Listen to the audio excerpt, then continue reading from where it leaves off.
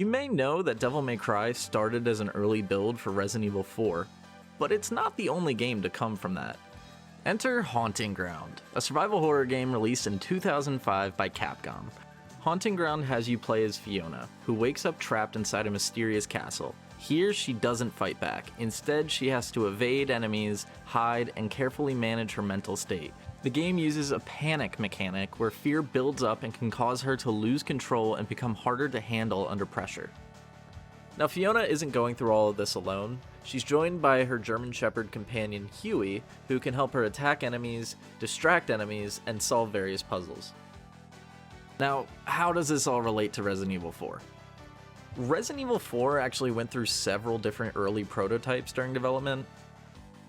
One of these early builds eventually evolved into Devil May Cry after the team decided it was way too action-focused to fit the Resident Evil formula. Another version, known as the Castle concept, was much more dark and more slow-paced, focusing heavily on atmosphere, exploration, and survival horror elements. That version was eventually scrapped as Capcom shifted RE4 towards a more action-oriented direction. However, they didn't discard everything from it. Elements like the setting, tone, and certain design ideas were repurposed and reworked into a completely separate project, which eventually became Haunting Ground.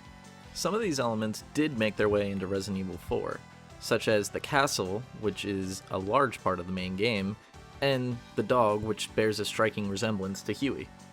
Now, unfortunately, Haunting Ground was never ported or remastered to modern consoles, but let's just hop on over to eBay and grab ourselves a copy, and oh my god!